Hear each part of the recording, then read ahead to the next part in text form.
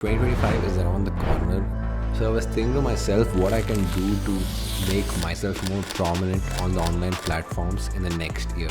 Since there's literally half a month left for the new year, now is the right time to plan your 2025. So here are 5 things that can transform your life literally in the next year. The very first idea I want to talk about is creating influence through distribution. The entire world right now is a data-driven place where the person who holds data is the winner. This is the concept of distribution, where you can reach out to thousands of individuals across the globe to convey a message. So the concept of distribution has grown exponentially within the last decade due to a lot of these influences that you see across. So it's a 3-step process if you want to build influence through distribution. The first one is growing across platforms. There are numerous online platforms like YouTube, TikTok, Instagram, X that you could leverage to build a presence, and this can be done by focusing on a specific niche while simultaneously trying to produce high quality content. When I say high quality content, it doesn't refer to just the visuals, it's what you speak, what you convey. If you're able to grab the attention of the audience that you're trying to target. Of course, the way these platforms operate are very different from each other. To understand this, you need to leverage the trends and algorithms of different platforms. For example, Instagram Reels and TikTok operate in a different way when you compare it to YouTube. If you're talking about short form content, the most important thing is the hook. If you're able to capture somebody's attention within the first 3 to 5 seconds, the chances of conversion are much higher. When you upload a video on YouTube, it is shown to multiple people across the world. This is called as an impression. So if a user sees the thumbnail and the title and he clicks on your video, that's a view. That's when YouTube understands that this content is appealing to a certain set of people and it shows it to similar kind of segments. Understanding the algorithms is very important because a lot of people get into content creation and they don't get the necessary traction to continue. And the third step is obviously to monetize this influence that you have built. It could be through sponsorships, affiliate programs, or a direct brand deal. The second idea is direction and editing. Did you know that over 80% of all internet traffic is through video alone?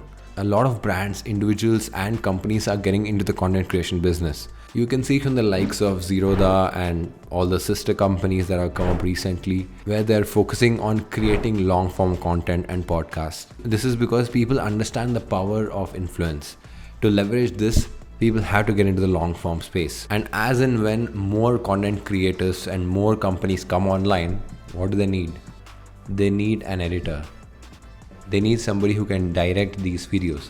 When I say direct, it's not the typical filmmaking that I'm talking about. It's to direct the content, create structure, copyright it. Video editing obviously has its own learning case, but nowadays the amount of tools available online is enormous. You can literally use AI to edit a lot of these videos. You just need to be smart enough about how you can leverage all these free tools online to create an output which is really appealing. YouTubers like AVTV have created their own editing schools where they train multiple people from across India because they see the potential in editing. Being an editor myself, it's my belief that AI cannot completely replace human editors. Of course, it can streamline a lot of workflows, reduce the number of dependencies on humans, but ultimately it's the human creativity that matters. Content is literally everywhere, but great content is something that's rare. So the third thing I want to talk about is kind of obvious. It's entrepreneurship. As of October 2024, around 12.2 billion US dollars have been funded into the Indian startup ecosystem, which is more than the total funding that was received in 2023. It just shows that a lot of interest have been focused on India right now. There's also this parallel conversation how AI is killing a lot of jobs, but one thing that AI can never take over is an entrepreneur. It's not that simple to start your own company, but now is the right time to start something on your own. If you are someone who has an amazing idea that you think has potential, then you need to keep 3 things in mind. The first one is starting lean. Lean is a concept that's often overlooked. To explain the lean methodology, just consider you have a great idea. This idea is a hypothesis. So now let's say you pitch it to some investors, you get a lot of funding, you go all in to create that one product which has all the features, and it's a failure because you did not assess the market demand. You did not provide a lot of features that were essential. So when you have a great idea, or at least you think it is, it's imperative for you to test it out. That's where the lean methodology comes in. You build a small product and deploy it. You measure the output from it, and then you learn from the output and go back to the drawing board where you can build the product better. This is a 3-step process which can save you a lot of money, resources, and time.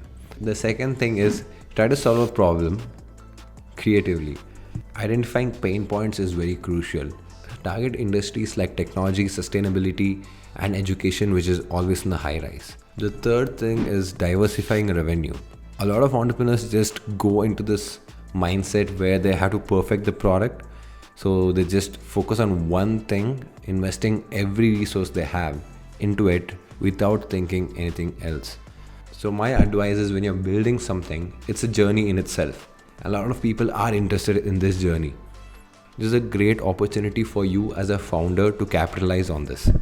You can see a lot of YouTube videos nowadays with the title Day in the Life of a Founder, or How I Built a Marketing Agency. Not only this gets a lot of traction, it also builds him a lead generation system that's organic. Entrepreneurship is all about building something bigger and greater over time. So have some patience and take the bold move. Okay, let's talk about the fourth thing, which is the elephant in the room, AI. Literally, there are thousands of AI tools online which is free for usage. They operate on something called as a freemium model, where you just need to sign up and you get to use it with a restriction. AI is still relatively new. Apart from the fact that ChatGPT is used by a lot of these companies, they don't know anything else. All you need to do is find an industry that you're passionate about, find a sector that you're passionate about, just put them together and Google it with the keyword AI. You'll find a bunch of these tools online that you can just go check it out, look at the pricing plan, sign up, use it, get used to it, and pitch what you can offer to companies within this industry. You can essentially build a workflow by assembling different pieces of softwares together and pitch it as a service to these companies. AI is not just a tool, it's a multiplier for creativity. Knowing how to leverage AI tools will give you an upper hand in 2025. And finally, the fifth idea is sustainability. People who are investing in green energy and eco-friendly products are going to win in the future. The first thing you can do is launch sustainable products.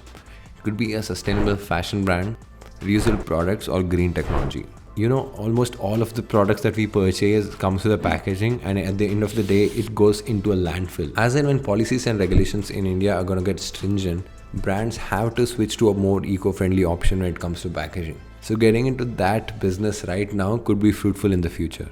You can consult for greener practices. You can offer services to help companies transition to sustainable operations. It could be reducing waste or reducing carbon footprint. The third thing you can do is build content to educate people, companies, and brands about sustainability.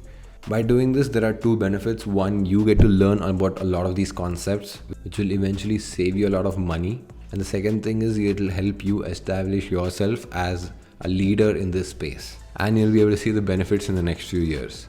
One thing you need to understand is sustainability is not just good for the planet, it's great for business, it's great for individuals to save money. So these 5 things which I just mentioned are the ideas that can change your future and 2025 for good. If you watch this video all throughout, let me know in the comments what is your idea and what are you more inclined towards in 2025. And don't forget to subscribe, and I'll see you in the next video.